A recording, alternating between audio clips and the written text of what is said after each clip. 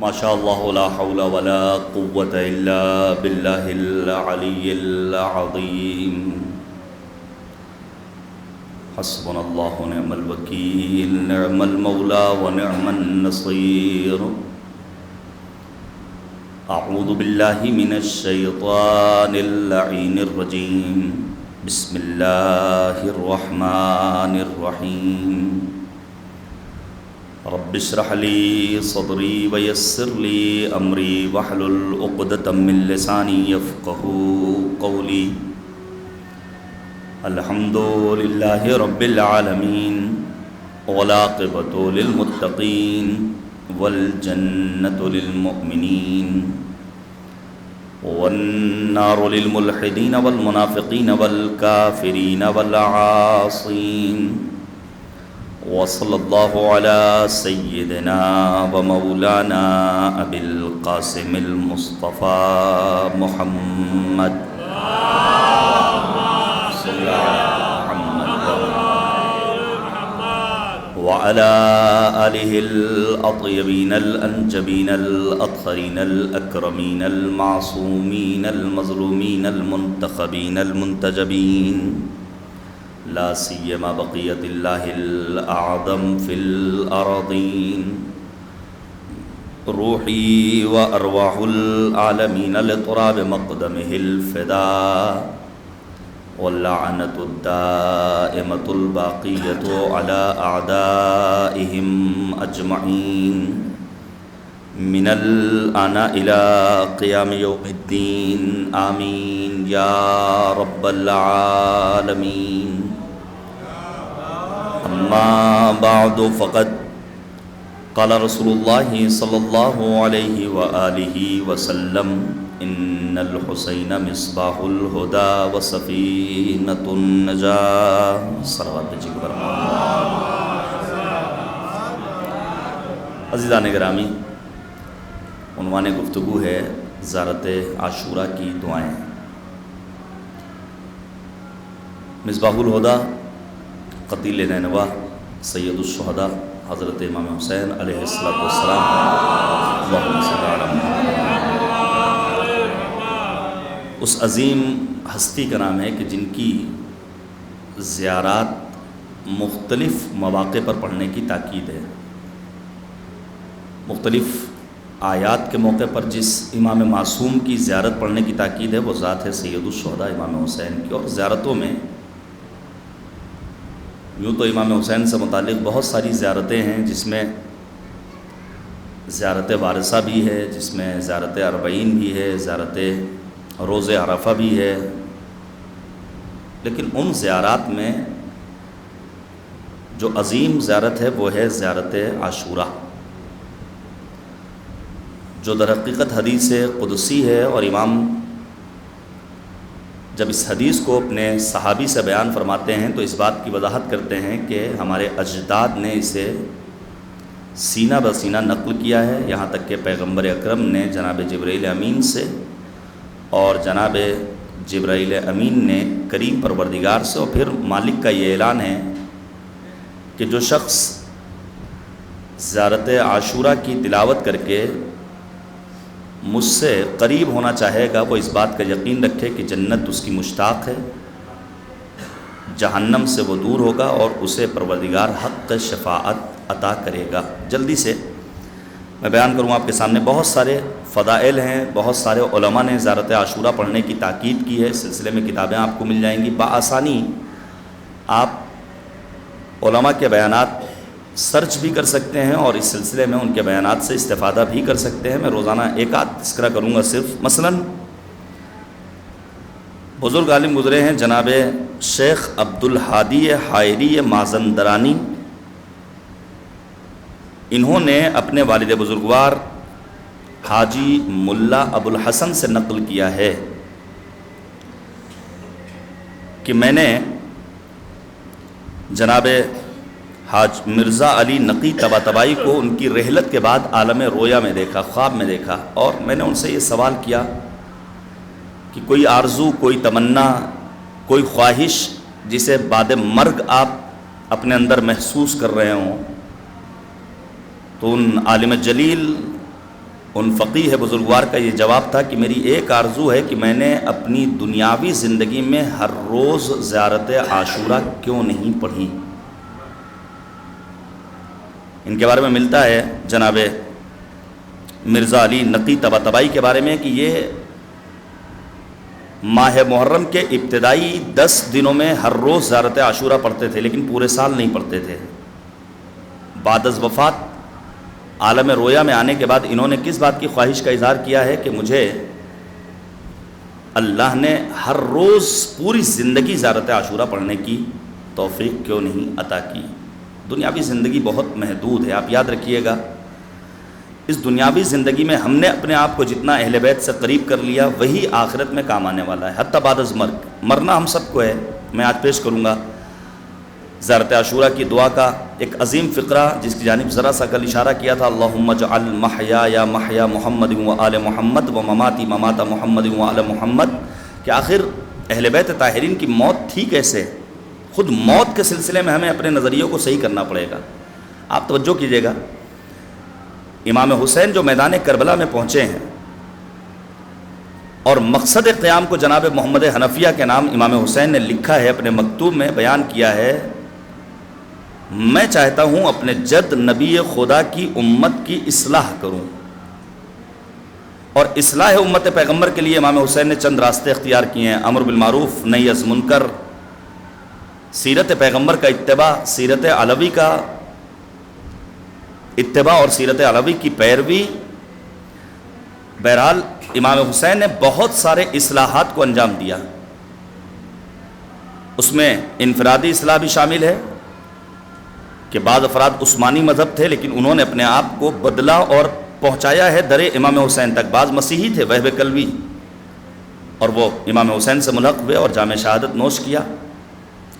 امام حسین نے سماجی اصلاح کا بھی پہلو پیش کیا ہے، انہی تمام اصلاحات میں ایک عظیم اصلاح کا پہلو ہے زاویہ دید کی اصلاح۔ توجہ کیجئے گا، ہمارے ہاں معمولاً مشکلات کیوں پیش آتے ہیں، اس کی ایک بنیادی وجہ یہ ہوتی ہے کہ زاویہ دید ہمارا غلط ہوتا ہے۔ ساس کا نظریہ کچھ اور ہے، بہو کا نظریہ کچھ اور ہے، عالم کا نظریہ کچھ اور ہے، ایک عام نوجوان کا نظریہ کچھ اور ہے۔ چونکہ زاویہ دید میں غلطی پائی جاتی ہے لہذا نتیجہ بھی غلط نکالا جاتا ہے۔ آپ کو مل جائیں گے ایسے افراد کہ جن کے ہاں چونکہ زاویہ دید غلط ہے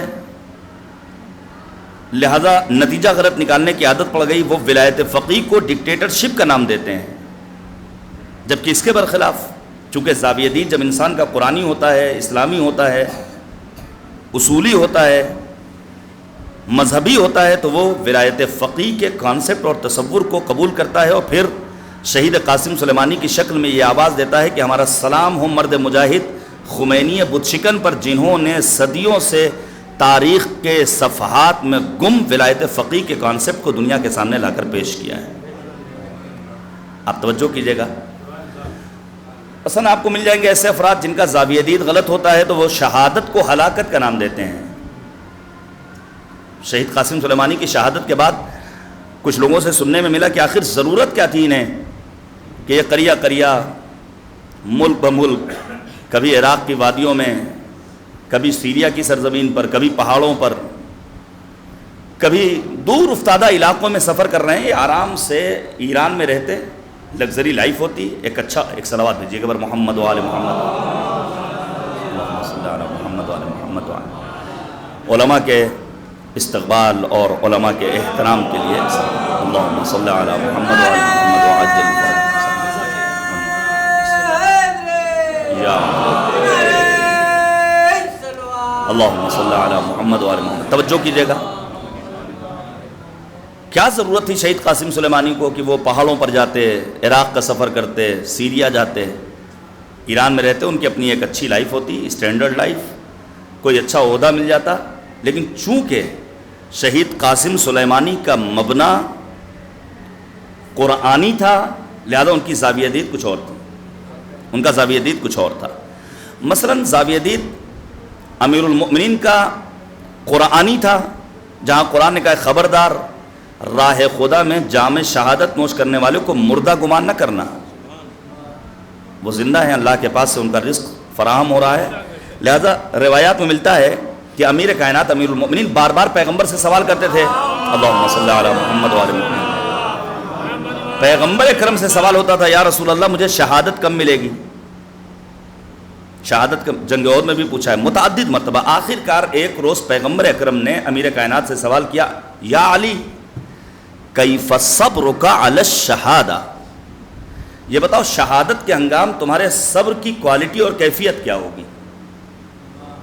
چونکہ قرآنی نظریہ تھا, زاویہ دید امیر کائنات کا اسلامی تھا, لہذا امیر المؤمنین نے بے ساختہ جواب دیا, یا رسول اللہ لیس ھذا من مواطن الصبر بل من مواطن الشکر, شہادت کے ہنگام صبر نہیں کیا جاتا ہے بلکہ شکر پروردگار بجا لایا جاتا ہے.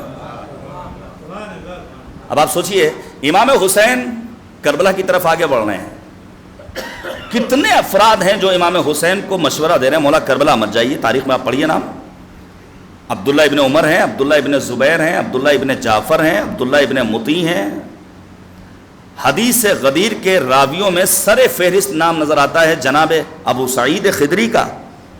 کیا جلیل القدر صحابی, 13 برس کی عمر میں نبی آدم کے پاس ان کے والد بزرگوار لے کر پہنچے. پیغمبر نے کہا عمر کم ہے, بعد کی جنگوں میں شریک ہوئے, امیر کائنات کے ساتھ شریک ہوئے. امام حسین کو مشورہ دیتے ہیں, مولا صحرا میں چلے جائیے, بیابان میں چلے جائیے, حالات سازگار ہو جائیں تب کربلا جائیے گا. بشر ابن غالب, ابو بکر ابن عبد الرحمن مخزومی, مدینہ کے فقہائے 7 میں ان کا شمار ہوتا ہے. حالات اچھے نہیں ہیں. آپ کو معلوم ہے آپ کے بابا کے ساتھ ان عراقیوں کا کیا سلوک تھا؟ آپ نے دیکھا آپ کے بھائی امام حسن مجتبیٰ کے ساتھ ان کا کیا رویہ تھا. مولا آپ کربلا مت جائیے. ام المؤمنین جناب ام سلمہ, بیٹا حسین کربلا مت جاؤ. جناب محمد حنفیہ کربلا مت جاؤ. لیکن چونکہ امام حسین علیہ السلام کا زاویہ دید کچھ اور تھا, لہذا امام حسین فرماتے ہیں خدا کی قسم لو لم یکن لی مأوا ولا ملجا لما بایعت یزید ابن معاویہ, اگر خدا کے سوا کوئی دوسری میری تکیہ گاہ نہ بھی ہو تب بھی میں یزید ابن معاویہ کی بیعت نہیں کر سکتا. جہاں لوگوں کا موت کے سلسلے میں نظریہ کچھ اور تھا, وہاں امام حسین نے اپنے خطبے میں, آپ پڑھیے گا, امام علی مقام نے خطبہ دیا, فرمایا ہے مجھ حسین کے نزدیک موت ایک جوان خاتون کے گلے میں پڑنے والے ہار جیسی ہے جو اس جوان خاتون کو زینت عطا کرتا ہے.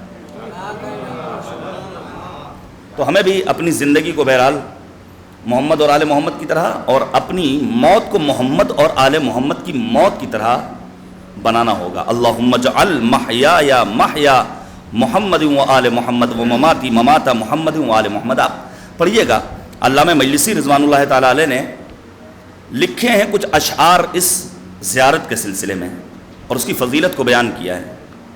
اور یہ اشعار سخاوی کے ہیں جس کا ترجمہ اردو میں کچھ اس انداز سے کیا گیا کہ خدا کرے کہ سفر زیارت یوں تمام کریں, جو آستانہ ہو ان کا وہیں قیام کریں, کہ جو بھی ہو ان کا اطاعت نہاد ہوتا ہے وہ ان کی دید سے مسرور و شاد ہوتا ہے.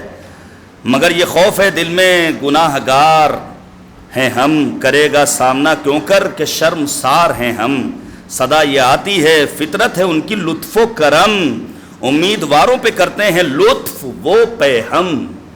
آپ کو معلوم ہے ہمارے جوانوں کو صراط مستقیم سے, راہ حق سے دور کرنے کے لیے متعدد سازشیں. ان سازشوں میں ایک سازش کیا ہے کہ ان مومن مسلم عزادار ولایت مدار جوانوں کو دین سے دور کیا جائے ان کے گناہوں کے سبب. یاد رکھیے گا قرآن مجید میں مالک نے اعلان کیا ہے لا تقنطوا من رحمت اللہ ان اللہ یغفر الذنوب جميعا, اللہ کی رحمت سے مایوس مت ہونا, اللہ تمہارے تمام گناہوں کو معاف کرنے والا ہے.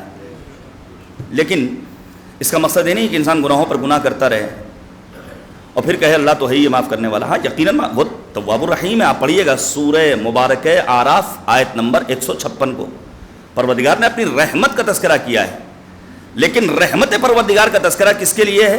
الذین یتبعون الرسول النبی الامی الذی یجدونہ مکتوبا عندہم فی التوراۃ والانجیل یأمرہم بالمعروف وَيَنْهَاهُمْ عَنِ الْمُنْكَرِ وَيُحِلُّ لَهُمُ الطَّيِّبَاتِ وَيُحَرِّمُ عَلَيْهِمُ الْخَبَائِثَ وَيَضَعُ عَنْهُمْ إِصْرَهُمْ وَالْأَغْلَالَ الَّتِي كَانَتْ عَلَيْهِمْ۔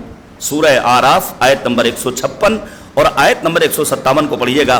مالک نے کہا میری رحمتیں اس کے شامل حال ہوں گی جو اس رسول کا اتباع کرنے والا ہوگا جس کا تذکرہ توریت میں بھی ہے، انجیل میں بھی ہے، جس کا کام ہے امر بالمعروف کرنا، جس کا کام ہے نہی از منکر کرنا، جس کا کام ہے حلال کو حلال بنا کر پیش کرنا، جس کا کام ہے برائیوں کو حرام بنا کر پیش کرنا، جس کا کام ہے غلامی کی زنجیروں میں جکڑی ہوئی انسانیت کو نجات عطا کرنا۔ تنہا رسول کا نام نہیں لینا ہے بلکہ رسول کی حمایت کرنا ہے، رسول کی حمایت کے ساتھ رسول کی نصرت کرنا ہے۔ یہ ساری چیزوں کو پروردگار عالم نے سورہ آراف میں بیان کیا ہے۔ تو ہمیں بہرحال اللہ نے خاکی وجود عطا کیا ہے۔ ایک انسان گناہوں کا پیکر ہوتا ہے، گناہ کے بعد مایوس نہیں ہونا ہے بلکہ خدا کی بارگاہ میں عزم مصمم کر کے پہنچنا ہے۔ میں آپ کی خدمت میں عرض کروں، ماہ سفر ہے، ماہ زیارت سرکار سید الشہداء، انشاءاللہ ہم اور آپ پہنچے ہیں کربلا معلیٰ، لیکن فرض کیجئے کربلا جائیں تو وہاں مانگے کیا؟ طلب کیا کرنا ہے؟ معمولاً ہمارے یہاں دعاؤں میں وہ سلیقہ نہیں جو ہونا چاہیے۔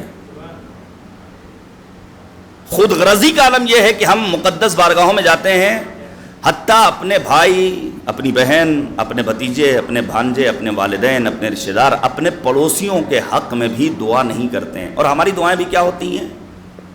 معمولی دعائیں، گھر بن جائے، بچہ اچھے نمبروں سے پاس ہو جائے، سیلری بڑھ جائے، نوکری مل جائے، صاحب اولاد ہو جائے، اس سے آگے نہیں بڑھ پاتے۔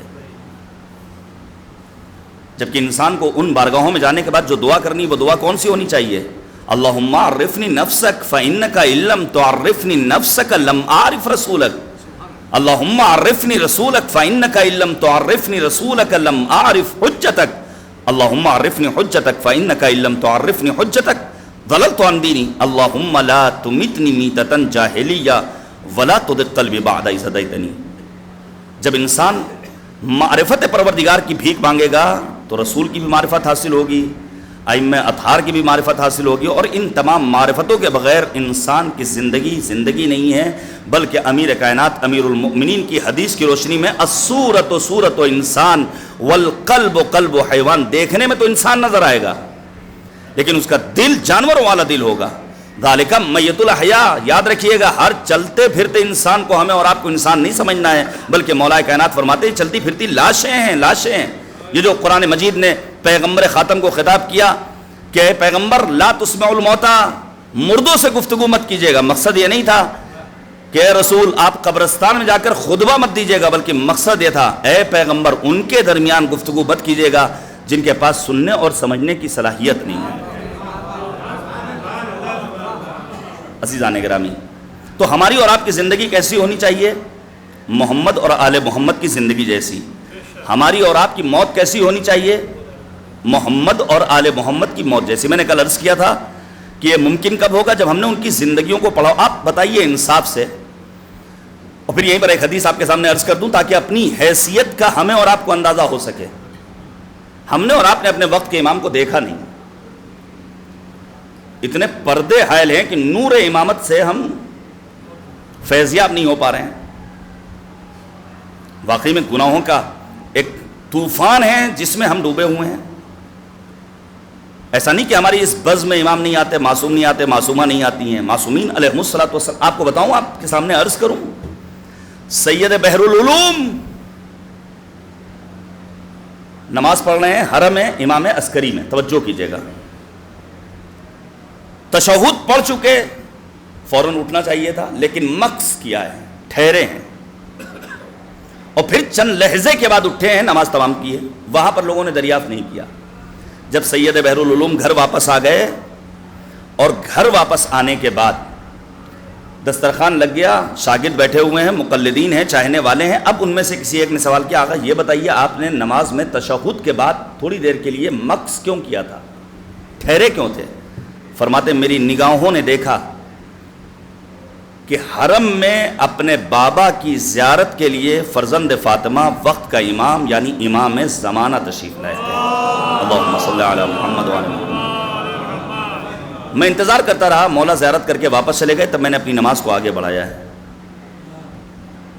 کاش ہماری ان مجالس میں، ہمارے فرش غم پر یہ تصور ہو جائے کہ ہاں یہاں معصومین آتے ہیں، اور واقعی میں پھر اس کا ویسے بعض جگہوں پر ہمارا جانا ہوتا ہے. میں آپ کی خدمت میں کیا عرض کروں، دیکھیے میں پھر تاکید کروں گا، گھروں میں مجلسوں کا انتظام ہونا چاہیے، لیکن گھروں میں مجلسوں کا انتظام یہ نہیں کہ جہاں جو پڑا ہے پڑا رہے.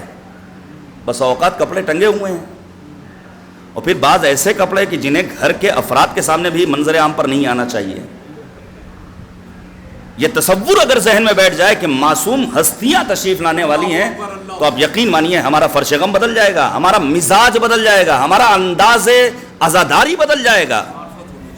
پھر ہماری عزاداری خدا پسند ہوگی، پھر وہاں خواہشات کا غلبہ نہیں ہوگا، وہاں احساساتی اور جذباتی گفتگو نہیں ہوگی، وہاں فقط جوش نہیں ہوگا، بلکہ انسان ہوش کے ذریعے اپنی زندگی کے قدم کو آگے بڑھائے گا. اہل بیت طاہرین علیہم الصلوۃ والسلام کو پہچاننے کا جو ذریعہ ہے وہ ذریعہ ہے زیارات معصومین علیہم الصلوۃ والسلام کی تلاوت. آپ توجہ کیجئے گا، اپنی فضیلت کا علم ہمیں اور آپ کو ہونا چاہیے. پیغمبر اکرم اصحاب کے درمیان بیٹھے ہوئے ہیں اور نبی اعظم نے سوال کیا، این اخوانی، کہاں ہیں میرے بھائی؟ روایت کہتی ہے جیسے ہی نبی اعظم نے سوال کیا کہاں ہیں میرے بھائی، سب نے اپنے ہاتھوں کو بلند کر لیا. میں ہوں آپ کا بھائی، ہم ہیں آپ کے بھائی، ہم ہیں آپ کے بھائی. روایت کہتی ہے نبی اعظم نے کہا نہیں، انتم اصحابی، تم بھائی نہیں ہو، تم میرے اصحاب ہو. یہ خود ایک موضوع گفتگو ہے. حتیٰ اصحاب پیغمبر کے بعد اصحاب امیر المومنین کو آپ دیکھیے تو 3 طرح کے اصحاب آپ کو ملیں گے. بعض وہ ہیں کہ جو زندگی کے پہلے لحظے سے لے کر اپنی زندگی کی آخری سانس تک مولا کے لیے جان نچھاور کرنے والے، ان پر ہمارا لاکھوں سلام. بعض وہ اصحاب کہ جو نہ امیر المؤمنین کی موافقت میں کچھ بولتے ہیں نہ مخالفت میں کچھ بولتے ہیں. جیسے ہمارے سماج میں ہیں ایسے افراد، وہ ہوگا فلاں حادثہ، ہم سے کیا مطلب. تو ایسے ہمیں اور آپ کو زندہ نہیں رہنا ہے کہ معلوم ہی نہ پڑے کہ زندہ ہیں کہ مردہ ہیں. بعض افراد وہ ہیں کہ جو شروع میں تو امیر المؤمنین کے ساتھ تھے، لیکن آخر میں انہوں نے امیر المؤمنین کا ساتھ چھوڑ دیا. جنگ نہروان کیوں بھی ہے؟ خوارج کون ہے؟ آپ جا کر کے پڑھ لیجئے گا. کہا انتم اصحابی. اب انہوں نے سوال کیا یا رسول اللہ پھر آپ کا بھائی کون ہے؟ پیغمبر فرماتے ہیں میرے بھائی وہ لوگ ہیں جو دور آخر الزمان میں سفیدی پر سیاہی میں ایمان رکھتے ہوں گے. کیا مطلب سفیدی پر سیاہی میں ایمان؟ یعنی انہوں نے اپنے وقت کے امام کو ان نگاہوں سے دیکھا نہیں ہوگا، فقط تاریخ کی کتابوں میں اپنے امام وقت کا تذکرہ پڑھا ہوگا اور اپنے امام وقت کی امامت کو وہ قبول کرنے والے ہوں گے. کتنا عظیم فلسفہ ہے یہ. تو آئیے ہم اور آپ دیکھیں ذرا سا معصومین علیہ الصلوۃ. میں نے کل عرض کیا تھا ایرانیوں جیسی لائف اسٹائل چاہیے تو کب ممکن ہوگا جب ایران دیکھا ہو، ایرانیوں کو دیکھا ہو. امریکیوں جیسی اسٹائل کب ہوگی ہماری لائف اسٹائل اور طرز حیات؟ جب ان کو دیکھا ہو، امریکہ دیکھا ہو. تو اہل بیت کو تو دیکھا نہیں، تو کم سے کم تاریخ میں جو ان کے سلسلے میں لکھا ہوا ہے اس کو پڑھ تو سکتے ہیں. اہل بیت طاہرین علیہم الصلوۃ والسلام کو پہچاننے کا ذریعہ جو عظیم ترین ذریعہ ہے وہ ہے زیارات کی تلاوت. مختلف زیارتیں ہیں، ان زیارات کو پڑھنے کا چلن ہمارے یہاں عام ہو جانا چاہیے. میں آپ کے سامنے عرض کروں، مثلا زیارت امین اللہ آپ پڑھیے، جہاں ہم اور آپ کیا پڑھتے ہیں؟ اشہد انک جاہدت فی اللہ، میں گواہی دیتا ہوں کہ آپ کی زندگی کا لہجہ لہجہ راہ خدا میں جہاد کرنے والا. تو جہاد کے کانسیپٹ کو بھی سمجھنا ہوگا. جہاد فقط تلوار اور تبر لے کر کے، ٹینک اور تفنگ لے کر کے، اسلحے لے کر کے محاذ جنگ پر جانے کا نام نہیں ہے. نہیں، اگر علی الصباح ایک جوان ذریعہ معاش کی تلاش میں گھر سے باہر نکلے اور سر شام چند روپے لے کر کے وہ کما کر گھر والوں کے لیے واپس چلا آئے تو معصوم فرماتے القاد لعیالہ کالمجاہد فی سبیل اللہ. ذریعہ معاش کی تلاش میں نکلنے والا راہ خدا میں جہاد کرنے والا درجہ رکھتا ہے. بڑی فضیلت ہے راہ خدا میں جہاد کرنے کا درجہ اگر حاصل کرنا ہے. اور یقین رکھیے گا بعض افراد کو دوسروں کے تعلق میں کی پرواہ ہو جاتی ہے. ابھی میں مثال دے رہا ہوں، اس کو کہیں اور ڈائیورٹ مت کیجیے گا، للہ کوئی غلط مطلب نہ نکالیے گا. فرض کیجئے کہیں مجلس ہو رہی ہے، تبرک اتفاقاً کم پڑ گیا، بھائی مومنین زیادہ آ گئے، تو کیا اس کو ایشو بنایا جا سکتا ہے؟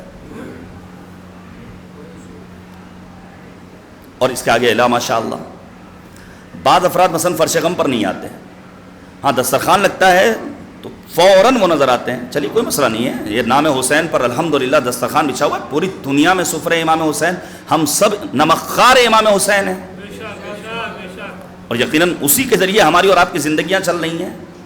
یہ جو کچھ ہے وہ صدقہ ہے سرکار سید الشہداء امام حسین کا. تبھی تو شاعر نے کہا تھا کہ 14 صدیوں سے بھکاری ہے زمانہ اس کا, پھر بھی خالی نہیں ہوتا ہے خزانہ اس کا. مانگنے کا سلیقہ ہونا چاہیے, طلب کرنے کا انداز ہونا چاہیے.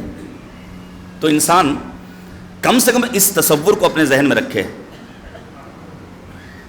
مثلا حاتم طائی کے بارے میں ملتا ہے 40 اونٹ نہر کروائے ہیں. کتنا بڑا سخی انسان تھا. نام حاتم طائی سخاوت کے ساتھ مل گیا, جہاں لفظ سخاوت آیا فوراً حاتم طائی کا ذہن میں نام آتا ہے.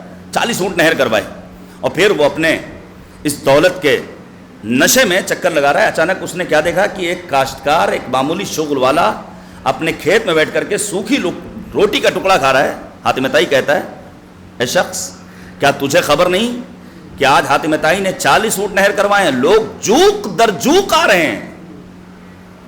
بسم اللہ مرغن غذا. وہ جوان کہتا ہے, مجھے حاتم طائی کے تر لقموں کی پرواہ نہیں ہے, بلکہ وہ لقمہ عزیز ہے جو میں اپنے قوت بازو سے اپنا پسینہ بہا کر کے حاصل کرتا ہوں. یہ ہے جہاد. میں گواہی دیتا ہوں کہ آپ سوچئے ائمہ معصومین نے محنت کی ہے. آنے والا آ کر کہتا ہے مولا فلاں شخص دنیا طلب ہے. مولا نے کہا کرتا کیا ہے؟ کہا کچھ نہیں, وہ صبح سے شام تک مزدوری کرتا ہے, جب دیکھو تب مزدوری. امام کہتے ہیں وہ دنیا طلب نہیں ہے, بلکہ وہ اپنی اس دنیا کے ذریعے اپنی آخرت کو آباد کر رہا ہے. جب کسی نے امام معصوم کا مولا آپ فرزند رسول حجت خدا امام وقت آپ کیوں مزدوری کر رہے ہیں؟ امام فرماتے ہیں اس روئے زمین پر انبیاء الہی نے محنت کی ہے, انہوں نے مشغلہ اختیار کیا ہے, انہوں نے شغل اختیار کیا ہے, انہوں نے کام کیا ہے. تو ہمیں اور آپ کو اس جہاد کو سمجھنا ہوگا. پھر عمل تاب کتاب اہل بیت کی دوسری صفت, اگر ہم یہ چاہتے ہیں ہماری زندگی محمد اور آل محمد کی زندگی جیسی ہو تو زیارتوں کے ذریعے پہچاننا ہوگا. پہلی صفت جو زیارت میں بیان ہوئی کیا کہ آپ کی زندگی کا لہجہ لہجہ راہ خدا میں جہاد کرنے والا, آپ کی زندگی میں کتاب خدا پر عمل کرنے کا جذبہ. رہبر معظم انقلاب کی یاد آ گئی, اور میں پھر عرض کروں گا اس وقت ضرورت ہے کہ ہم مرجعیت کو پہچانیں, نظام مرجعیت کو پہچانیں. یہ مراجع ہیں کون؟ ان گلیوں میں بیٹھ کر کے چند گھنٹوں کے ماتم کے ذریعے اپنے آپ کو عزادار ثابت کرنا, ولایت مدار ثابت کرنا بہت آسان ہے, لیکن عالمی پیمانے پر مکتب تشیع کے حسین چہروں کو پیش کرنا یہ ان مراجع اعظام کا کارنامہ ہے. داعشوں نے سر غرور اٹھایا. ایک چھوٹے سے مکان میں معمولی سے حجرے میں رہنے والے فقیہ جلیل القدر جناب آغا سیستانی حفظ اللہ نے فتویٰ دیا, اٹھو عراقی جوانوں, کمر کس لو, کفن باندھ لو, اور پھر عراقی ماؤں کو سلام کیجئے. کیا عظیم مائیں ہیں جنہوں نے کربلائی ماؤں سے درس شجاعت, درس ایثار, درس فداکاری, درس حریت لیا. نتیجہ کیا ہوا؟ داعشی پیچھے ہٹے, کربلا بقع نور بن گئی, اور پوری دنیا سے کروڑوں کی تعداد میں حریت پسند, منصف مزاج, درد مند رکھنے والا انسان, درد دل رکھنے والا انسان, باغیرت انسان اپنے آپ کو کربلا پہنچاتا ہے. اور پھر شاعر کو کہنا پڑتا ہے کہ مردان عشق کرتے ہیں سجدہ اسی طرف, کیونکہ نماز عشق کا قبلہ حسین ہے. کتاب خدا پر عمل کرنا آپ کی خدمت میں عرض کرنا چاہتا ہوں. دیکھیے رہبر معظم انقلاب نے بڑی پیاری بات کہی, مجھے اچھا لگا. یہ عزا خانے میں بک شیلف کتابیں نظر آ رہی ہیں, ہونا چاہیے, ہر گھر میں عزا خانہ ہونا چاہیے. عزا خانے کے ساتھ ایک عدد بک شیلف بھی ہونی چاہیے جس میں چند ایک مذہبی کتابیں ہوں. میں نے گزشتہ برس خمس مجالس سے خطاب کیا تھا آصفی امام باڑے میں, وہاں بھی گزارش کی تھی. اتنا عظیم عزا خانہ بنا کر چلے گئے نواب آصف الدولہ علیہ الرحمہ. کیا یہاں پر ایک دو الماریاں نہیں ہونی چاہیے جس میں مذہبی کتابیں ہوں؟ ہم پہنچائیں تو. سیف سجادیہ کو ہمارے علماء نے جامعۃ الازہر مصر بھیجا تو علامہ طنطاوی نے اس بات کا اقرار کیا, کاش جوانی کے ایام میں یہ کتاب ملتی تو میں اس کی شرح لکھتا. واٹیکن پہنچی سیف سجادیہ, مسیحیت کے مرکز میں, مرکزی لائبریری میں, مرکزی جگہ پر جو کتاب رکھی ہے اس کا نام ہے سیف مبارک سجادیہ. ہمارے گھروں میں ہو نہ ہو, رہبر معظم انقلاب کہتے ہیں کہ تنہا قرآن مجید کی تعریف نہیں کرنا ہے، نہج البلاغہ کے قصیدے نہیں پڑھنا ہے، صحیفہ مبارکہ سجادیہ کی تعریف کے پل نہیں باندھنا ہے، بلکہ ان کے تعلیمات پر عمل کرنا ہے۔ رہبر فرماتے ہیں اگر کوئی انسان فقط ان کتابوں کی تعریف کرے کہ ہمارے پاس ایسا سرمایہ ہے اور پھر ان کے تعلیمات پر عمل نہ کرے تو اس کی مثال اس مریض جیسی ہے جو ڈاکٹر کے پاس جائے، ڈاکٹر صاحب تشریف رکھتے ہیں اور بڑا سخت ہے ہومیوپیتھک کا علاج، لیکن اگر فرض کیجئے ڈاکٹر صاحب نے کہا کہ یہ دوا 10 منٹ بعد، یہ دوا 15 منٹ بعد، یہ دوا 20 منٹ بعد، پھر آدھے گھنٹے بعد، پھر 2 گھنٹے بعد، آپ انصاف سے بتائیے، آپ نے فرض کیجئے ان سے دوا لے لی لیکن ان کے بتائے ہوئے نسخے کے مطابق دوا استعمال نہیں کی تو کیا شفا ملے گی؟ رہبر کہتے ہیں اگر کوئی انسان دوا لکھوا لے اور نسخے کو لا کر کے اپنے شوکیس میں سجا لے، اپنی جیب میں رکھ لے تو اس کا مرض دور ہونے والا نہیں ہے۔ اسی طرح قرآن مجید، نہج البلاغہ، صحیفہ سجادیہ اس وقت تک انسانی سماج کے لیے مفید ثابت ہونے والے نہیں جب تک ان کے تعلیمات کو عملی جامہ نہ پہنا لیا جائے۔ قرآن مجید کو آپ پڑھیے، امام حسین نے میدان کربلا میں کہا انی احب الصلاۃ، مجھے نماز پسند ہے، وتلاوت کتاب اللہ، مجھے قرآن مجید کی تلاوت پسند ہے۔ کیا ہم واقعی میں روزانہ 10-20 آیتوں کو پڑھتے ہیں؟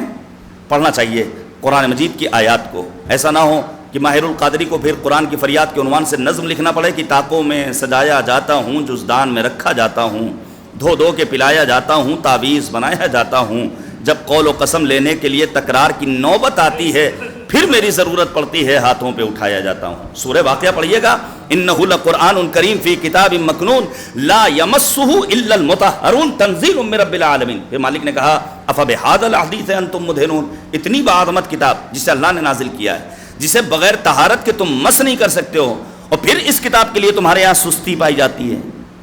سستی کا مطلب کیا ہے کہ انسان امامے والا ہو، ٹوپی شیروانی والا ہو، داڑھی والا ہو، بغیر داڑھی والا ہو، ٹائی بیلٹ والا ہو، قرآن اس کے ہاں طاق میں تو رکھا ہو، لیکن قرآن مجید کو غلاف سے نکال کر چند آیتوں کو پڑھنے کی اللہ توفیق نہ دے۔ اور پھر فرمایا تیسری جو خصوصیت ہے اہل بیت طاہرین کی ان زیارات میں، وَاتَّبَعْتَ سُنَنَ نَبِيِّهِ، میں گواہی دیتا ہوں کہ آپ نے سنت پیغمبر کا اتباع کیا ہے۔ ہمارے یہاں پیغمبر خاتم کا کتنا تذکرہ ہے انصاف سے بتائیے گا؟ نبی اعظم کی سنت و سیرت سے ہم کتنا آشنا ہیں؟ یہ کون پیغمبر ہیں جن کے لیے قرآن نے اعلان کیا لَقَدْ كَانَ لَكُمْ فِي رَسُولِ اللَّهِ أُسْوَةٌ حَسَنَةٌ، تمہارے لیے ذات پیغمبر آئیڈیل، لِمَنْ كَانَ يَرْجُو اللَّهَ وَالْيَوْمَ الْآخِرَ وَذَكَرَ اللَّهَ كَثِيرًا۔ 3 شرطوں کو بیان کیا کریم پروردگار نے۔ سنت و سیرت پیغمبر کو آپ پڑھیے، نبی آدم کہتے ہیں 5 چیزیں ایسی ہیں جسے میں نے کبھی ترک نہیں کیا ہے، سب کو نہیں بیان کروں گا۔ مثلا پیغمبر کہتے ہیں میں نے اپنی زندگی میں کبھی بھی کمسن بچوں کو، اپنے سے چھوٹوں کو سلام کرنا ترک نہیں کیا ہے۔ جہاں نبی آدم کی زندگی کا یہ پیغام ہے وہاں ہم چھوٹوں کا یہ کمال کردار ہونا چاہیے کہ ہم جیسے ہی کسی بزرگ کو دیکھیں اس کے احترام میں اٹھ جائیں، اسے سلام کرتے ہوئے نظر آئیں۔ یاد رکھیے گا جب بزرگ اپنی ذمہ داری کو انجام دے گا، جب بچے اور نوجوان طبقہ اپنی ذمہ داری کو انجام دیتا ہوا نظر آئے گا تو ہمارا سماج ایک الہی، انسانی اور محمدی سماج بنتا ہوا نظر آئے گا۔ کون پیغمبر؟ جس کے لیے اتنا کہہ دینا کافی ہے کہ ذہن نصیب کہ ہم اس نبی کی امت ہیں خدا نے جس کو پکارا ہے کہہ کے خلق عظیم۔ آنے والا ہے امیر المومنین کے پاس، کہتا ہے مولا امیر المومنین ذرا پیغمبر کے صفات اور خصوصیات شمار کیجئے۔ امیر المومنین فرماتے ہیں الہی نعمتوں کو شمار کرو۔ وہ آنے والا کہتا ہے ممکن نہیں ہے، قرآن نے اعلان کیا ہے کہ اگر تم الہی نعمتوں کو شمار کرنا چاہو لا تحصوها، تم سے ممکن نہیں ہے کہ تم الہی نعمتوں کو شمار کرو۔ امیر المؤمنین اس موقع پر فرماتے ہیں جب تم ان محدود الہی نعمات کو شمار نہیں کر سکتے ہو تو وہ عظیم پیغمبر جو خلق عظیم پر فائز ہے اس کے کمالات اور صفات حسنہ کو کیسے شمار کیا جا سکتا ہے؟ پیغمبر اعظم آپ پڑھیے، آپ سوچئے، مثلا روایت کہتی ہے آنے والا آتا ہے، آنے کے بعد کہتا ہے فرزند رسول مجھے اللہ نے بیٹا دیا ہے، نام رکھا؟ جی ہاں۔ کیا نام رکھا ہے؟ محمد۔ روایت کہتی امام نے اپنے سینے پر ہاتھ رکھا، 3 مرتبہ کہا محمد محمد محمد، اور پھر فرمایا بورک لبیت فیہ محمد ولمجلس فیہ محمد ولرفقۃ فیہ محمد، بابرکت ہے وہ گھر جہاں محمد نام کے افراد موجود ہوں۔ اور پھر معصوم فرماتے ہیں کہ اگر اللہ بیٹا دے اور پہلے سے کسی نام کا انتخاب نہ کیا ہو تو اسے محمد کہہ کر پکارو، اگر اللہ نے بیٹی دی پہلے سے نام کا انتخاب نہ کیا ہو تو اسے فاطمہ کہہ کر پکارو، تاکہ الہی نعمتیں، رحمتیں اور برکتیں تمہارے گھر میں نازل ہوتی ہیں۔ جب نام پیغمبر کا یہ کمال ہے تو کردار پیغمبر کا کیا کمال ہوگا؟ کیا کہنا، ہمیں تو حتیٰ اغیار کے سامنے، دشمنان اسلام کے سامنے، حقوق نسواں کے نام پر بننے والی این جی اوز اور اداروں کے سامنے نبی کی سنت و سیرت کو بیان کرنا چاہیے۔ یہ حقوق نسواں کے نعرے لگانے والے، کھوکھلے نعرے لگانے والے، حقوق انسانیت کے کھوکھلے نعرے لگانے والے، ایسی روم میں بیٹھ کر کے حقوق کی بازیابی کے شور شرابے کرنے والے لوگ کیا جانے کہ آخر کیا ہے حقوق۔ پیغمبر تو اس عظیم پیغمبر کا نام ہے جس نے حتیٰ جانوروں کے بھی حقوق ادا کیے ہیں۔ روایت کہتی ہے نبی آدم وضو کرنا چاہتے ہیں، وضو کرنا چاہتے ہیں، پانی رکھا ہوا ہے، کیا دیکھا، دور سے للچائی نگاہوں سے ایک بلی پانی کو دیکھ رہی ہے، پیغمبر نے حکم دیا یہ پانی اس بلی کو پلا دیا جائے، میں دوسرے پانی سے وضو کر لوں گا۔ یہ ہے پیغمبر اعظم کی سیرت۔ جو پیغمبر ایک جانور کے حقوق کا اتنا خیال رکھتا ہو تو وہ پیغمبر عالم انسانیت کا کتنا خیال رکھتا ہوگا۔ یہی وجہ ہے سید الشہداء میدان کربلا میں شب عاشور بہن زینب کے خیمے میں آنے کے بعد کہتے ہیں ان لی ولکل مؤمن و مؤمنہ اسوہ برسول اللہ، میرے لیے، آپ کے لیے، ہر مومن مرد و زن کے لیے میرے جد نبی خدا کی سنت و سیرت آئیڈیل اور نمونہ عمل ہے۔ میدان کربلا میں آئے، حل تعلمون ان جدی رسول اللہ، امامہ پیش کیا، کیا تمہیں معلوم ہے میرے جد نبی خدا ہیں، تلوار پیش کی، کیا تمہیں معلوم ہے میرے جد پیغمبر خدا ہیں، حتیٰ شمر جسارت کر رہا ہے، سینہ اقدس پر سوار ہے، قتل کے درپے ہے، امام کہتے کیا تمہیں رسول خدا سے میری نسبت کا علم نہیں ہے؟ یہ کیوں بیان کر رہے ہیں؟ تاکہ پیغمبر خاتم کی سنت و سیرت کو احیا کر سکیں، زندہ کر سکیں۔ اور یاد رکھیے گا محمد ابن مسلم نے ہمارے اور آپ کے پانچویں امام باقر العلوم حضرت امام محمد باقر علیہ السلام روایت کی سألت ابا جعفر عن القائم بأي سیرت یسیر فی الناس، امام باقر سے سوال کیا جب امام زمانہ آئیں گے تو ان کی سنت و سیرت کیا ہوگی، روش کیا ہوگی؟ مولا فرماتے ہیں ما سار بہ رسول اللہ حتی یظہر الاسلام، وہی سنت و سیرت ہوگی جو رسول کی سنت و سیرت تھی، یہاں تک کہ اسلام ظاہر ہو جائے، غلبہ پیدا کر لے۔ اب محمد ابن مسلم نے سوال کیا ہے ما کانت سیرت و رسول اللہ، فرزند رسول یہ بتائیے رسول کی سنت و سیرت ہے کیا؟ اس موقع پر پیغمبر فرماتے ہیں، امام صادق فرماتے ہیں ابطل ما کان فی الجاہلیہ واستقبل الناس بالعدل، پیغمبر خدا نے زمانے جاہلیت کی رسموں کو ختم کیا ہے اور لوگوں کے درمیان عدل و عدالت کو نافذ کیا ہے۔ اسی طرح جب امام زمانہ آئیں گے، آج مولویوں کی بیان کردہ رسموں کو ختم کرے سماج نہ کرے، جب امام آئیں گے تو بیتوکی رسمیں مولا ختم کریں گے۔ آپ یقین مانیے، پھر لوگ کہیں گے مولا یہ کیا، یہ تو دین ہے نہیں۔ حتیٰ امام زمانہ سے لوگ آ کر کے گفتگو کریں گے مولا ہم نے تو کچھ اور کیا، ہم نے تو دین کچھ اور سمجھا تھا۔ لیکن امام صادق فرماتے ہیں پیغمبر کی طرح خود امام زمانہ بھی آنے کے بعد جاہلیت والی رسموں کو ختم کریں گے۔ اس کے بعد فرماتے ہیں کہ لوگوں کے درمیان عدل و عدالت کو نافذ کریں گے۔ ایک زیارت تو ہو گئی زیارت امین اللہ، آپ پڑھیے گا، جہاں اہل بیت کے آپ خصوصیات سمجھ سکتے ہیں۔ دوسری زیارت جس کا نام لے رہا ہوں اس زیارت کا نام ہے زیارت جامع کبیرہ، پڑھیے، امام نقی کی تعلیم کرتا ہے، جہاں چند خصوصیات بیان کیے ہیں امام معصوم ہستیوں کے، مثلا عادتکم الاحسان، آپ کی عادت میں اللہ نے نیکی رکھی ہے۔ مولا امیر المؤمنین کو خبر ملتی ہے فلاں علاقے میں رہنے والا انسان ضرورت مند ہے، مولا نے اس کے لیے 5 پیکٹ خرمے کے تیار کیے، کسی نے آ کر مشورہ دیا مولا اس کے لیے 5 پیکٹ بہت زیادہ ہیں، جیسے آج ہمارے یہاں ہوتا ہے، کیا ضرورت ہے کہ اتنا زیادہ دیا جائے، اتنا دے دیا جائے کافی ہے۔ مولا کو مشورہ کون دے رہا ہے؟ جسے نہ دینا ہے نہ لینا ہے۔ امیر المؤمنین فرماتے ہیں نہیں، مجھے شرم محسوس ہوتی ہے اور میں اسے اتنا دے دینا چاہتا ہوں کہ وہ اپنی ضرورتوں کو پورا کر لے اور پھر صبح نمودار ہونے کے بعد اپنے جیسے انسانوں کے سامنے اپنے دست سوال کو دراز کرتا ہوا نظر نہ آئے۔ عادتکم الاحسان، ان کا یہی، آپ سوچئے امام سجاد کیا سیرت تھی، کیا روش تھی. مدینہ کی تاریک گلیوں میں نکلتے تھے مولا امام سجاد اور تلاش کرتے تھے ایسے گھروں کو جہاں ضرورت ہوا کرتی تھی، پیٹھ پر بوجھ لاتے تھے. ہمارے درمیان کتنے افراد ہیں، ہم میں سے کتنے، اللہ ہم سب کو توفیق دے کہ ہم تلاش کریں سماج کے. اسی لیے قرآن کہتا ہے فی اموالہم حق للسائل والمحروم. اللہ نے جو تمہیں مال و دولت دیا اس میں سائل کا بھی حق ہے، اس میں محروم کا بھی حق ہے. سائل وہ ہے جو آ کر کے مانگ لیتا ہے، محروم وہ ہے جو اپنی عزت نفس کی حفاظت کی خاطر اپنے دستے سوال کو دراز نہیں کرتا ہے.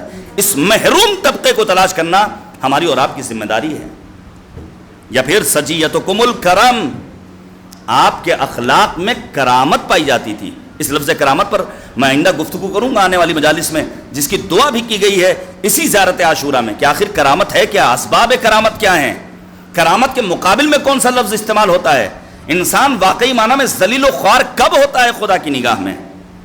پھر فرمایا فعلکم الخیر، ہمیشہ آپ کار خیر کی تلاش میں رہتے تھے.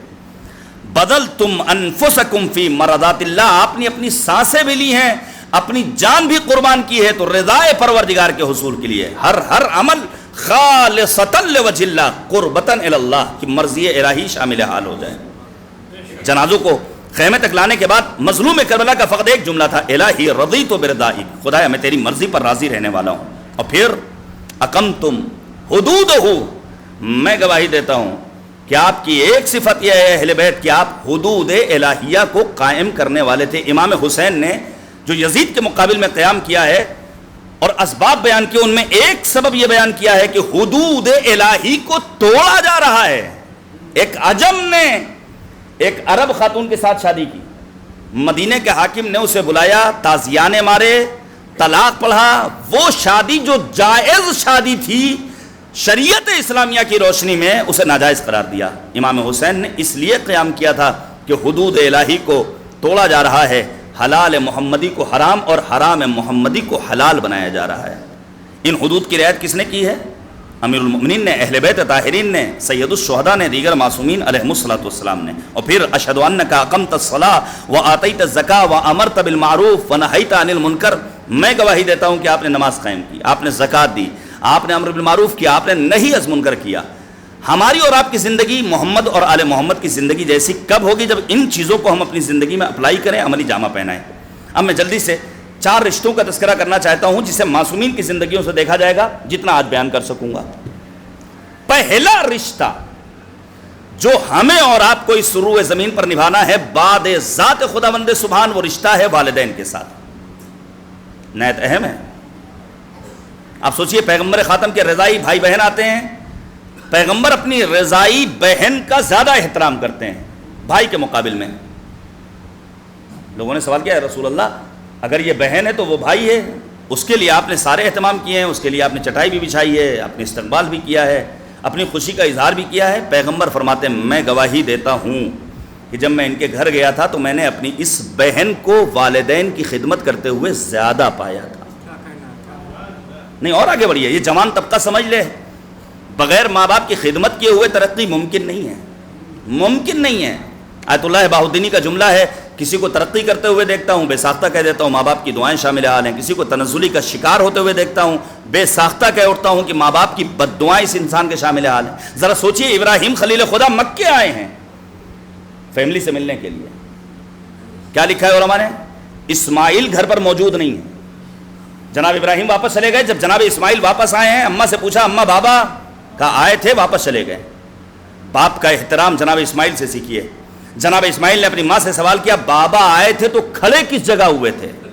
ماں نے اشارہ کیا اس فلاں پتھر پر کھڑے ہوئے تھے. اسماعیل آگے بڑھے جا کر کے اس کو اپنی آنکھوں سے لگاتے ہیں، اس کا بوسہ لیتے ہیں. یہ ہے والدین کا احترام، یہ ہے والدین. آپ سوچئے امام سجاد کے بارے میں پڑھیے، دسترخوان پر بیٹھتے تھے تو کیا انداز ہوتا تھا.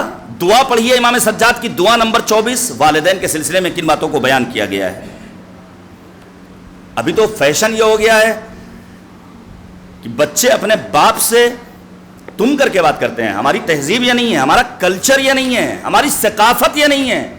حتیٰ میں نے دیکھا ہے بالغ نوجوان باشعور بافہم بچیاں اور بچے اپنے باپ سے اما یار کر کے بات کرتے ہیں.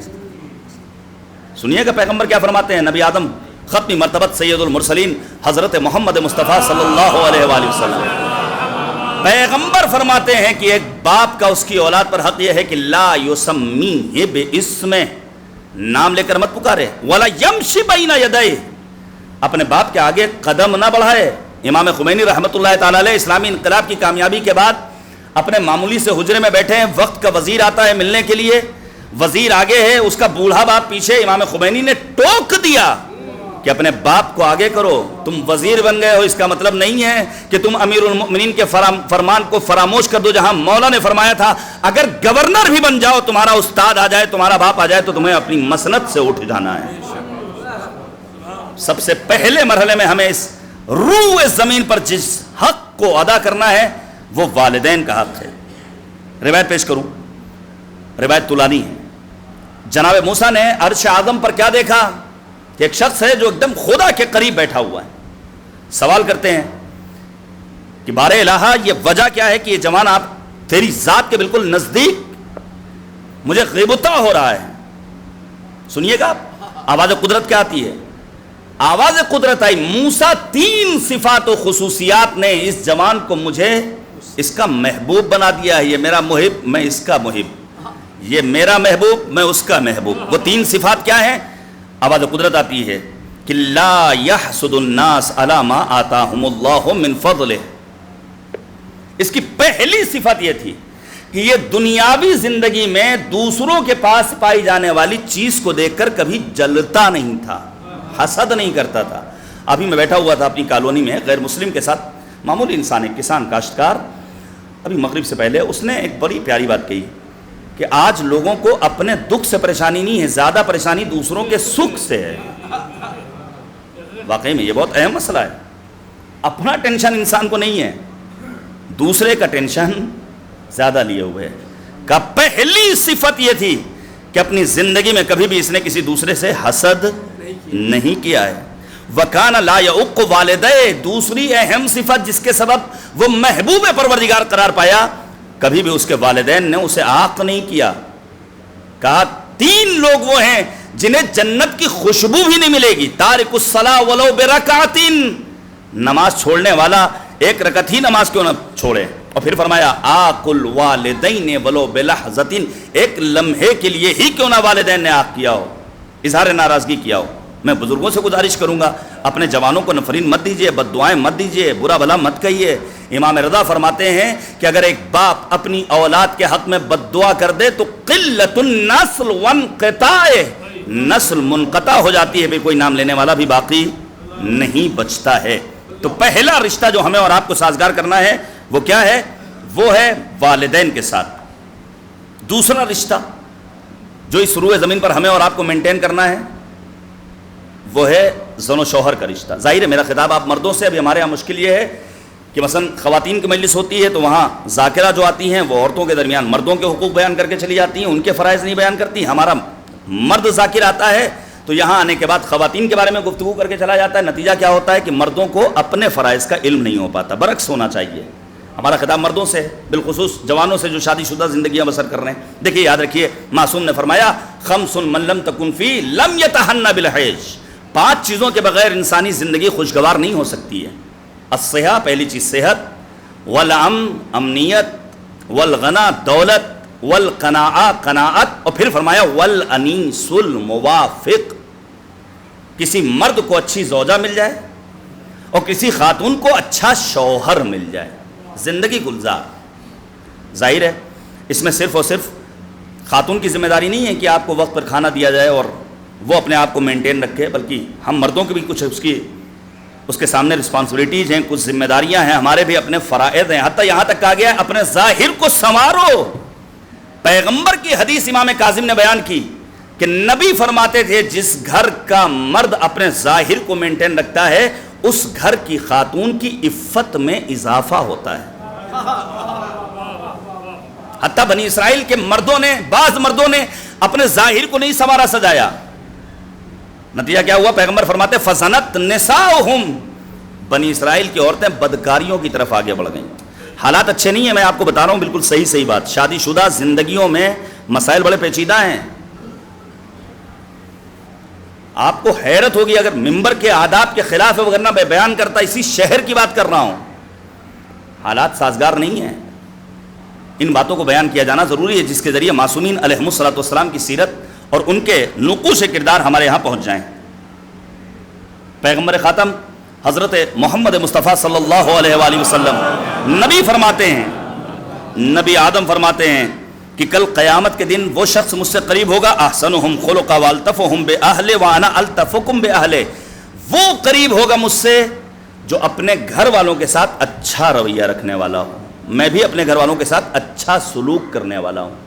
اس لیے کہا گیا ہے کہ جب ایک مرد اپنی زوجہ سے کہتا انی احبک، میں تم سے پیار کرتا ہوں، تو یہ ایک جملہ لا یذهب من قلبها ابدا، اس خاتون کے دل سے کبھی باہر نہیں نکلتا ہے. ہمارے ہاں جو بازارو محبتوں کے دام فریب میں جوان گرفتار ہو رہے ہیں، اس کی بنیادی وجہ یہ ہے کہ گھروں کے اندر سے محبت کا ماحول ختم ہو گیا. یاد رکھیے گا، اگر شوہر اپنی زوجہ سے کہے میں تم سے پیار کرتا ہوں، اور خاتون اپنے شوہر سے اظہار محبت کرے، بھائی بہن سے کہے، بہن بھائی سے کہے، باپ اولاد سے کہے، اولاد باپ سے کہے، جب ہمارے گھر کے حصار میں اور ان حدود میں محبتیں پروان چڑھیں گی تو یہ صادق محبتیں ہوں گی. پھر ہمارا جوان بازار کی جھوٹی محبتوں کے دام فریب میں گرفتار نہیں ہوگا. پھر والدین کو دوسروں کے سامنے اپنے سر کو شرمندگی سے نیچا نہیں کرنا پڑے گا، ندامت کے آنسو اس کی آنکھوں میں نظر نہیں آئیں گے. یہ وہ چیزیں ہیں جسے میں بیان کر رہا ہوں تو اس سماج میں ہو رہا ہے. جوان نوجوان طبقہ کہاں جا رہا ہے؟ باپ کہتا ہے میں نے زندگی بھر حلال کمایا، کتنی محنت کی، کتنی مشقت کی، لیکن لڑکی فلاں کے عشق میں گرفتار ہو گئی، میں کروں تو کیا کروں؟ بھائی میں نے کہا فوراً شادی کر دیجئے، فوراً شادی کر دیجئے قبل اس کے کہ حالات مزید بدتر ہوں، اور کوئی راستہ نہیں ہے. آپ پڑھیے گا جناب آیت اللہ العظمیٰ اراکی رضوان اللہ تعالی علیہ نے اپنے استاد مؤسس حوزہ علمیہ قم جناب آیت اللہ شیخ عبد الکریم حائری یزدی کے بارے میں نقل کیا ہے کہ ان کی زوجہ نابینا تھیں. دیکھیے میاں بیوی کی محبت. مرجع تقلید فقی مجتہد بابصیرت عالم حوزہ علمیہ قم کے فاؤنڈر، بیوی کیا ہے؟ نابینا ہے. آغا عراقی جیسا مرجع تقلید کہتا ہے کہ میں نے ان کے بیٹے مرتضیٰ سے پوچھا یہ بتائیے کہ آپ کی والدہ نابینا تھیں اور آپ کے والد یعنی جناب مرحوم آیت اللہ شیخ عبد الکریم حائری یزدی انہیں اپنی پیٹھ پر لاد کر چھت پر لے کر جاتے تھے، چونکہ آپ فرسٹ فلور پہ رہتے تھے، کبھی آپ کے والد بزرگوار نے کوئی اظہار ناراضگی کیا؟ کہا نہیں، ہمیشہ خوشی خوشی اس کام کو انجام دیا ہے. یہ ہماری زندگیوں میں ہونا چاہیے. بے شمار نمونے آپ کو مل جائیں گے تاریخ میں. اور پھر تیسری محبت وہ ہے والدین کے ساتھ، زوجہ کے ساتھ اولاد سے محبت. البتہ اولاد سے محبت بے تکی نہیں ہونی چاہیے. اولاد سے محبت کا نمونہ کیا ہے؟ مثلا پیغمبر کی سیرت میں ملتا ہے کہ نبی آدم امام حسن کو کمسینی میں دیکھتے ہیں، کہتے ہیں نور عینی بہجت قلبی ثمرت فؤادی، نور نظر میوہ دل خنکی چشم راحت جاں. اور یہی انداز جناب صدیقہ طاہرہ بی بی دو عالم شہزادی کونین حضرت فاطمہ الزہرا سلام اللہ علیہا کا نظر آتا ہے. آپ پڑھیے گا یہ جو میں زیارت عاشورہ کی دعا کی شرح کر رہا ہوں کہ ہماری زندگی محمد اور آل محمد کی زندگی جیسی ہو، ہماری موت محمد اور آل محمد کی موت جیسی ہو، اس کی وضاحت میں عرض کر رہا ہوں کہ امام صادق اپنی اولاد کے لیے ہر شب 2 رکعت نماز پڑھا کرتے تھے. یہاں صرف پیدا کر کے چھوڑنا نہیں ہے، بلکہ ان کے بارے میں سوچنا ہے کہ آخر ان کو کیسے پروان چڑھایا جائے، کیسے ان کی تربیت کی جائے، کیسے انہیں نیک اور صالح بنایا جائے کہ جب تک زندہ رہیں باعث سعادت و کامیابی و کامرانی رہے. اسی لیے کہا گیا ہے قرآن مجید میں بھی اعلان ہے قو انفسکم و اہلیکم نارا. اب آپ پڑھیے گا میدان کربلا میں پیسر سعد کے بارے میں کیا ملتا ہے. پیسر سعد اپنے بیٹے کو بھی لے کر پہنچا ہے، اپنے غلام کو بھی لے کر پہنچا ہے. اور پھر جب امام حسین جناب علی اکبر اور جناب عباس کے ساتھ گفتگو کے لیے آگے بڑھتے ہیں تو اس موقع پر یہ اپنے ساتھ اپنے بیٹے کو بھی لایا ہے، اپنے غلام کو بھی لے کر آیا ہے. امام حسین پیسر سعد سے کہتے ہیں پیسر سعد تم میرے قتل میں شریک مت ہونا، رے کی حکومت نہیں ملے گی، ایک دانے گندم بھی نصیب نہیں ہوگا. لیکن اس نے وقت کے امام حجت خدا کی بات کو نہیں مانی، اپنی عاقبت بھی برباد کی اور اپنے ساتھ ساتھ اپنی اولاد کی بھی عاقبت کو برباد کیا ہے. اپنے غلام کی زندگی کو بھی تباہ کیا ہے. تو ہمیں فقط اپنی زندگی کے بارے میں نہیں سوچنا ہے، بلکہ ساتھ ساتھ ہمیں اپنی اولاد کے لیے، اپنی نسل کے لیے، اپنے گھر والوں کے لیے بھی سوچنا ہے. قرآن نے کہا خود کو بھی بچاؤ آتش جہنم سے اور اپنے گھر والوں کو بھی آتش جہنم سے بچاؤ. اور پھر جو آخری رشتہ جسے ہمیں اپنے سماج میں مضبوط کرنا ہے وہ ہے صلو ارحامکم، وہ ہے صلہ رحم. آپ خطبہ شعبانیہ پڑھ لیجئے، آپ امیر المؤمنین کی وصیت پڑھ لیجئے کہ تمام معصومین علیہم الصلوۃ والسلام نے خاص تاکید کی ہے کہ اپنے رشتہ داروں کے ساتھ سلوک اچھا رکھو، ان سے رابطہ اچھا رکھو، قطع تعلق نہ کرو. جب دو بھائی آپس میں لڑتے ہیں، دو مومن آپس میں جدا ہوتے ہیں تو مالک 2 دنوں تک صبر کرتا ہے، لیکن جب تیسرا دن آتا ہے اور یہ دونوں آپس میں ایک نہیں ہوتے ہیں تو پروردگار ملائکہ کو خطاب کر کے کہتا ہے کہ ان کا نام صاحبان ایمان کی فہرست سے خارج کر دو، یہ اب ہمارے مومن بندوں میں شامل نہیں ہیں. امیر المؤمنین فرماتے ہیں تم اپنے رشتہ داروں سے لڑائیاں مت کرو، عمریں ختم ہو جائیں گی، ناگہانی موت کے شکار ہو جاؤ گے، رزق میں برکت نہیں رہے گی. یہ تمہارے رشتہ دار تمہارے قوت بازو ہیں، یہ تمہارے بالوں پر ہیں جن کے ذریعے تم پرواز کر سکتے ہو. یہ تمہارے رشتہ دار تمہارے لیے مشت محکم بن جائیں گے دشمنوں سے مقابلہ کرنے کے لیے. آئیے خدا کی بارگاہ میں دعا کی جائے، معبود ہمیں ویسا بنا دے جیسا تو ہمیں دیکھنا چاہتا ہے. ہماری زندگی محمد اور آل محمد کی زندگی جیسی ہو، ہماری موت محمد اور آل محمد کی موت جیسی ہو. دعا کی قبولیت کے لیے ایک صلوات بھیجیے گا پر محمد و آل محمد. اچھا ایک مرتبہ اس سے بہتر صلوات بھیج دیجیے گا پر محمد اللہم صلی علی محمد و آل محمد وعجل فرجہ. بس آج کی گفتگو یہیں پر ختم کر رہا ہوں، اس امید و آرزو کے ساتھ کہ انشاءاللہ یہ تعلیمات ہم جوانوں کے لیے، بالخصوص ہمارے چھوٹے بھائیوں کے لیے، نوجوانوں کے لیے مشعل راہ قرار پائیں گے انشاءاللہ. بزرگ ہم سے بہتر جانتے ہیں. پیش کروں گا مصائب کے چند ایک فقرات.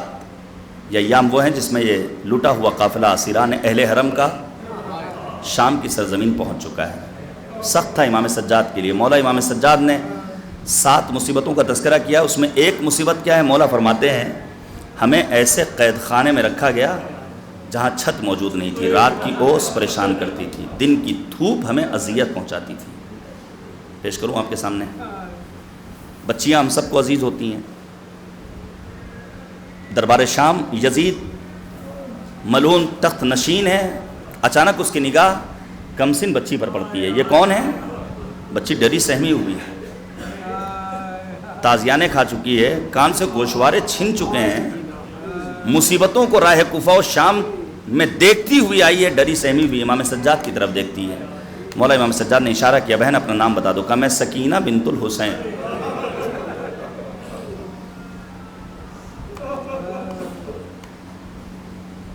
یزید کہتا ہے میں نے سنا ہے تیرا بابا تجھے بہت چاہتا تھا. ہاں، اگر بابا زندہ ہوتا تو کیا کرتا؟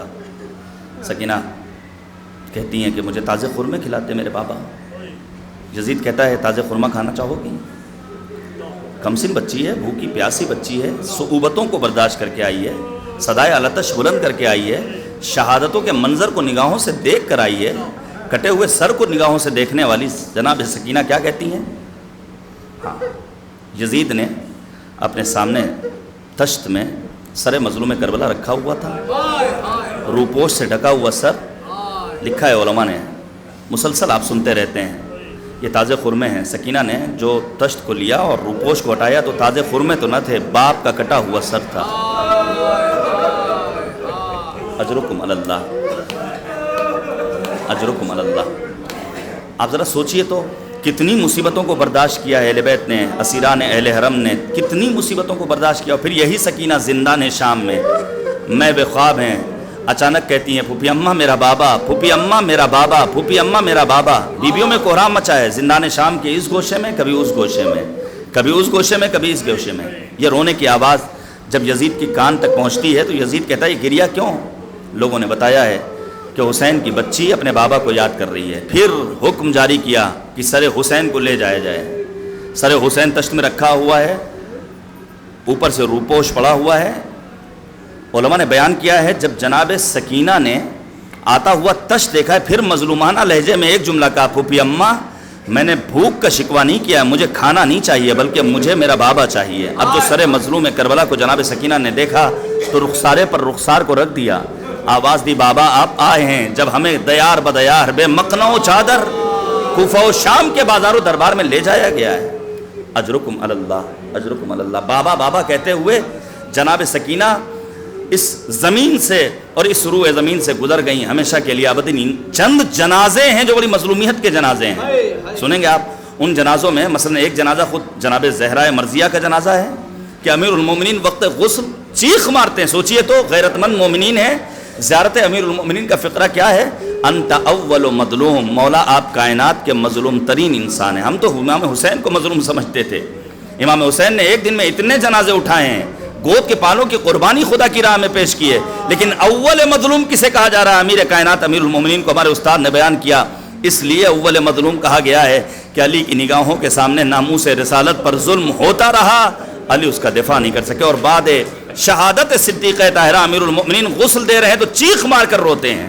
یہ ایک جنازہ جو مظلومیت کا جنازہ ہے، ایک جنازہ اور ہے مدینہ کی سرزمین پر، وہ سبط اکبر امام حسن مجتبیٰ کا جنازہ ہے، جو گھر سے گیا بھی گھر واپس بھی آیا ہے۔ جب گھر سے گیا ہے تو کفن سفید تھا، گھر واپس آیا ہے تو کفن خون آلود ہے۔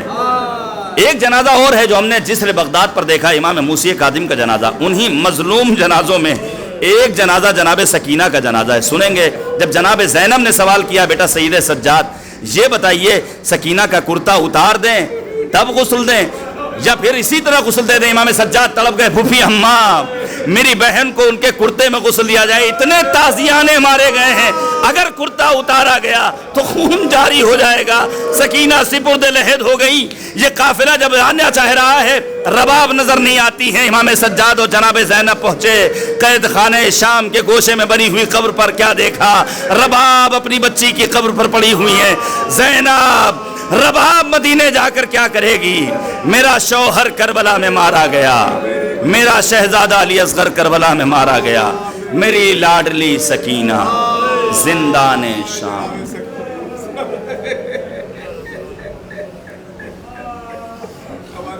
وَسَيَعْلَمُ الَّذِينَ ظَلَمُوا أَيَّ مُنْقَلَبٍ يَنْقَلِبُونَ إِنَّا لِلَّهِ وَإِنَّا إِلَيْهِ رَاجِعُونَ رضا بقضائه وتسليما لأمره إلهي لا معبود سواك إلهي بحق الزهراء وأبيها وبعلها وبنيها والسر المستودع فيها بعدد ما أحاط به علم خدایا ہماری اس عبادت کو قبول فرما۔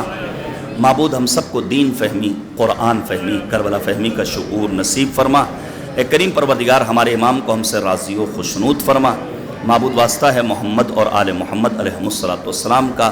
اے کریم پروردگار اس روح زمین پر جہاں بھی عاشقان مظلوم کربلا مجالس عزا و جلوسائے عزا کا اہتمام کر رہے ہیں، ان کی جان مال عزت و آبرو و ناموس کی حفاظت فرما۔ معبود ہم جب تک زندہ رہیں قرآن مجید سے ہماری وابستگی رہے، آخرت میں اہل بیت کی شفاعت ہمارے شامل حال فرما۔ اے کریم پروردگار ہمیں علماء سے دین لینے کی توفیق نصیب فرما۔ معبود واسطہ ہے محمد اور آل محمد کا جملہ مؤمنین، علماء، افاضل، واعظین، خطباء، شعراء، ذاکرین، مراجع اعظام، بالخصوص رہبر معظم انقلاب آیت اللہ العظمیٰ خامنئی، مرجع علی قدر آیت اللہ العظمیٰ سیستانی، سید مقاومت جناب سید حسن نصر اللہ کو طول عمر بابرکت عنایت فرما۔ معبود اسلامی انقلاب کی حفاظت فرما، اس انقلاب کو انقلاب سرکار حجت سے ملحق فرما۔ اے کریم پروردگار ہم سب کو کربلائے معلیٰ کی زیارت سے مشرف فرما۔ معبود واسطہ ہے محمد اور آل محمد کا ہمارے اعمال کو اس لائق بنا دے کہ امام زمانہ کا ظہور ہو اور ہم سب امام کے اعوان و انصار میں شمار ہوں۔ ربنا تقبل منا انک انت السمیع العلیم۔